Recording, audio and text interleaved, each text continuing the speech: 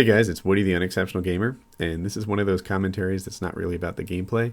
I will start off talking about the game a little bit, but mostly I have another topic to cover. So in the game, the connections on the teams are really stacked wrong. You'll see the other team has just about all 4 bars, and we have all 2 bars. But I'm rolling with such beasts and legends that it works out fine anyway. And when I'm playing on a 2 bar, one of the things I do even more than normal is to make sure that every time I get into a fight, I try to stack the odds in my favor, because I'm never going to win a fair fight if it's 2 bar versus 4. And as you watch the game, if you watch the gameplay at all, then try to take notice. I think that you'll find that every time things go well for me, it's because I stacked the odds in my favor and I made sure that they had nothing to shoot at. And every time things go poorly, it's because I failed to do that. So maybe there's an example right there. But anyway, that's not what I wanted to talk about. I did this Q&A session over on reddit.com recently, and I got this question. Aphotic Affinity asks, what programming languages do you use the most? Do you like your job? One of my fears about getting older is that after 10 years, I'm going to hate my job. Advice? And I thought that was a really good question. So I'll fly through the first part of it. Which programming languages I use the most? I do mostly web-based programming. So I do a lot of Java, HTML, JavaScript. I do a lot of SQL. Almost everything I write is backed by a database. And that's it. Over my years, I've actually coded professionally in like 17 or 18 different languages, if you count them all. But that's it. I've been doing internet-based coding for a long, long time now.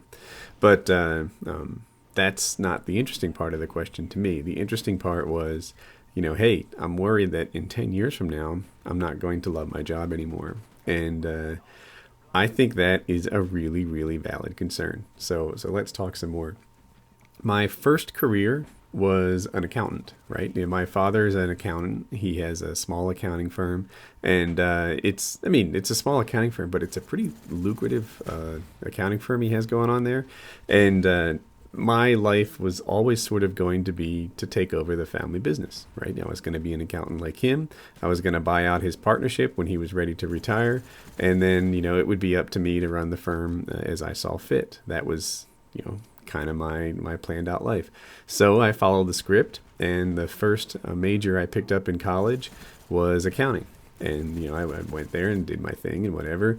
But what happened was I went to night school. And in night school, I would go to college at night, and I would work as an accountant in his firm, or I should say junior accountant. I don't want to exaggerate and act as if I was a CPA. But I would work as an accountant in his firm, doing, whatever a junior accountant needed to do. And some of that was preparing W-2s. Some of that was preparing 1099s. I also did tons and tons and tons of 1040 work, 1065 work, 1120 or 1020 work. And there were 1120. I don't even remember anymore. But these are all forms for individuals, partnerships, and corporations. They're tax returns for the U.S. So that's what I did. Lots of tax work, lots of simple bookkeeping type work and stuff. And I really, really didn't like it. Like, in the first couple of weeks, I had to wear a tie, as was the style back in the 90s, that all professional people wore a tie. And I was kind of proud of that. And it was like, this is what it's like to be grown up. And here I am in my 20s with kind of professional job that has like healthcare and benefits. And even though I was working for my father, it felt like a real career, and it was the beginning of it. I mean, lots of people work for their parents' companies, and it's still a real job. So I had this sense of pride. And it started as, this is what it's like to be a grown-up. Isn't this pretty neat? But it was only a couple months from there when it evolved from this like sense of pride, and this is what it's like to be a grown-up. And by the way, like, even though I saw myself as this newly minted grown-up and it was really cool, the rest of the world saw me as so young looking. Like, if I wore a tie at the grocery store, they'd ask me where things were kept. And it was like, I don't work at a supermarket. I'm an accountant. Respect my authority. And it never worked out like that. But on topic, it only took like a couple of weeks, a couple of months to get from, this is what it's like to be a grown-up. Isn't this cool? To, oh my gosh, this is absolutely dreadful. Maybe if I crash my car, I'll get a day off from work. And I really would. I had this long commute, and I would sit there and daydream like, man, if I crash my car, what kind of injuries would lead to what kind of time off? This is not the life that I enjoy. This is so freaking terrible. I just hated it beyond words, and that was what accounting was for me. Now that's not what accounting might be for you. You might love it. I thought this guy was further down the hall. But that's where I was, and I immediately started like packing away a ton of money for my retirement. Even at like 19 and 20 years old, because I disliked work that intensely. And but while I was in the accounting firm, I also worked with computers. And as I worked with computers, I loved that. I had this passion for computers. I used to sit there and just take directories at the DOS prompt again and again and again, hours and hours. I would learn what every single file on my computer did. And it was my passion. It was my love. And that kind of guide, I was like, you know what? I need to pick up a second major and make this my career. Imagine what a dream it would be if someone actually paid me to play with computers all day.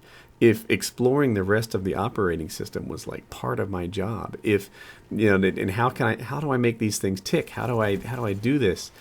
That was a dream to me. So I picked up a second major, which was MIS, and to tell the rest, I don't want to drag too long on the education thing, but I was worried MIS wasn't enough. Like I was missing something the comp sci guys had, so that's why I picked up my master's in computer science engineering with a comp sci focus. But then I actually got these jobs that I started dreaming of. People actually did pay me to play with computers, and for a long time it was great. It was like super great. I would actually wake up in the morning and watch like videotapes or DVDs on how to code, and then I would code all day at work, and then I would go home at night and learn more advanced techniques. It was everything I wanted to do. It was I would do it from the minute I woke up to the minute I went to sleep. If I had courses in school that had anything to do with computers, they just were exciting to me. If I had to write documentation on my systems and I could do it in HTML instead of like a Word doc, then that was really interesting to me. So I just had this like super duper intense passion for working with computers. And then what happens is they take your love of something, and this is just like how work works. I didn't realize there's anyone there. I lost him in my iron sights. This is just how work works. They take something that you love doing and then make you do it in a really particular way. Something that's not creative anymore. Something that's what work is, right? All of a sudden it wasn't me just like learning and exploring and doing the things that I considered to be fun. It was me earning a living and building the things that other people needed to be built. So and this process went like 10 years or so. And I remember talking to my father about it and being like, Dad, I don't know if I love work anymore. I mean, it's good and I like the people. And sometimes I have days where I come home and think, yeah, that was pretty fun. Look at me sprinting. But, work is work now. And he's like, it took you 10, 12 years to figure that out. Congratulations. You've done really well. If you were an attorney, you would have figured that out in the first 2 months, that this is absolutely, that work is work, that it's not all fun. And then as I expand my boundaries here, I get to thinking, I'm like, pro basketball players think to themselves, this is my job. It's work. I don't love every second of it. Rock stars think to themselves the same thing. I have a friend whose job was to go to test pilot school and learn all the like oddball characteristics of flying helicopters and jets and stuff. And by the end of it, he was like, I don't even want to do it because of the report I have to write. So my advice on all this is to find something you really, really love, and then it will delay the onset of it being just a job. And it will prevent the onset of it becoming this dreadful thing that you'd rather crash your car than do it all. So that's the best advice I have. If you have some way to keep your job fresh and fun and awesome until the day that you die, then share it with all of us.